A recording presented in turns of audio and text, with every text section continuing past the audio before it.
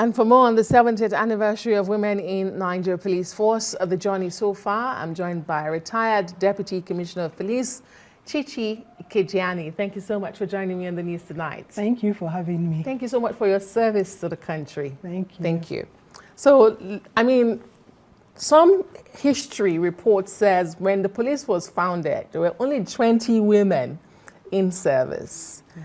Tell us what it was like when you joined the Nigeria Police Force, because there are also reports that women were relegated to just getting coffee and tea and being at the desk. But we heard, from the advisor there saying things have changed. But what was your experience like? Well, I joined the police as a cadet ASP. Mm-hmm. I did my youth corps. I came back from England. Okay. And I studied politics and international relations.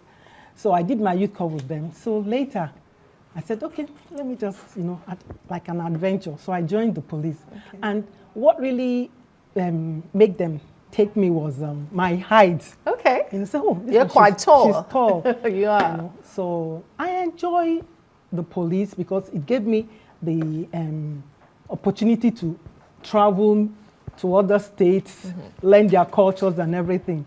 In those days, in 1955, when the women were recruited into the police, they saw women as, a woman joining the police, like a dropout, just like now, we now have female DJs and everything. Yes. So they always feel these people, scanner heads that join the police. So things changed, like the Police Act 2020, they repealed, you have to join the police unmarried.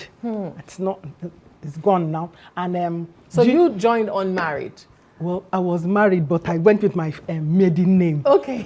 It's not easy to get a husband, And you tell, like an officer, you tell the man, please wait for 18 months or 2 years before we get married. That's ridiculous. So, I joined the police and, I had a very nice experience, Like when I joined, we had the first female commissioner of police, Mrs. Ivy Uche Okoronkwo. She was the first female CP in Ekiti. And then we had a first female PPRO, BC Kolawule. She was my coursemate. And women joined the police force, the mobile police force, 2004. So then people say, oh, women to be in the this thing. So we thank the late IG then, Tafa Balogu, because he felt that, when a woman wants to do something, she does it very well. Like they say, in every aspect, if a woman is devoted and she wants to do things, she will do it very well. Yeah. Okay, like I was the first female area commander in Delta State. Nice. And up till now, they don't have a female. After you? Yeah.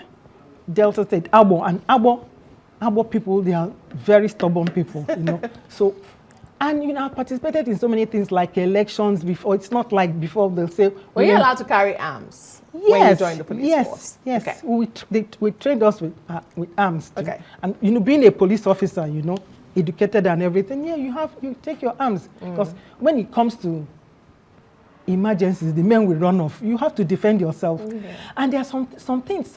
They keep asking me, joining police force, what do you benefit from that? So I keep telling them, you see, when you get married and you're married into a hostile family and maybe you lose your husband and everything, the police is there to give you protection. Okay. There's the barracks there. Okay. They make sure your kids are educated. We have police schools, secondary schools and primary schools. And no man can just come and talk to you anyhow. They know you're not just any woman, they can just drive aside. So besides the protection, you're proud to be a policewoman, So I enjoyed my 32 years because I put my real age, Yes.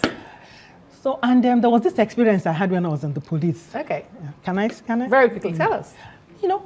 When I was in Abo, there are some cases, it's only women that can, talk to. Like when there was this Mberi in Delta State, the chief there, was having problems. Who is going to be his heir? He had a second wife, this first wife and second wife thing. So the first wife's son, naturally, is supposed to be the the hair. Okay. But I don't know what happened. He died mysteriously, and this brought problem in the kingdom. So the youth there, they carried the dead body and said, "Oh, Oga, since you don't want your son to be hair when he's alive, now that he's dead, he must be there. So my CP said, Chichi, we have to go and do something to maintain peace, because the CP went there, they were hostile to him. No, I said, okay, you're the CP, go. So we had to talk to the woman. And the only thing, we prayed. Prayers work. I prayed. The police? Yes. Prayer? Yeah, we pray. We have chaplains, though. We have Reverend Father. Okay. So we prayed, and they sent the women that we should go and talk to the mother of the child. Yeah. So I didn't know what to say. After talking to this woman, she was pained. So there was something I said, and it got her. So I said, your son is well loved. Will you want him to be remembered that during his death, the kingdom broke into two? And that got her. So the ability to relate and communicate that with a grieving mother and the kingdom. Great, fantastic. Peace, Nigerians have this perception about the Nigeria police force that, it's them versus us. The police brutality has been a subject, that we deal with in this country. Get into its head, I believe, at the NSAS protest of 2020. But looking at women in the police force, 70 years so far, what would you say remains the biggest challenges? You've painted a beautiful picture of the Nigeria police force. I mean, the police having your back, should you have encountered challenges, and of course taking care of your children. But what are the other challenges that Nigeria women face in the force? And what would be your message to young women watching tonight who see the police force as over my dead body, as we say in this part of the country? I would never join the police force. I mean, what would you say to them that would gladly change their mind, like you changed the mind of that mother in Agbo? You see, when you join the Nigerian police force, you're exposed. You meet certain people, you talk to people, you change lives, you impact. Like this human trafficking and everything. Women, we go into there, we talk, we tell parents, money is not everything. The only challenge we have, I have to be honest with you, is married women being transferred. Like when my baby, I was 6 months and I was transferred to Zamfara State and everything. So that's the aspect. I'm thinking they should give consideration to married women. This transfer Let's thing. go about postings and transfers. Yes, tears the woman apart from. You can't travel with your baby. You can travel with your baby, but it's not, the same thing as the father and of course, the family. Yes, and house helps nowadays, they are something else. So that's the challenges we have, this posting transfers. Have a salary. I don't want to talk about that. Okay, thank you so much. We can only wish the best for the Nigeria Police Force. And something I want to say, 70 years we are expecting to have a female IG. We've never had that. That's good. We are not happy about it. Great. 70 good years. Why is that so? Why is it that we've never had a woman IG? Very quickly. The problem is they feel that the job is too much, that she won't be able to cope. But if you can cope as an AIG, as a CP of a command, area commander, I mean, the men are there to support you. So why don't they give us a chance? It's time for Nigeria to have a female IG. Yes. I support that call. Thank you so much. Chichi Ekejiani is a retired Deputy Commissioner of Police. Once again, thank you for your service. Thank you for having me. Thank you very much.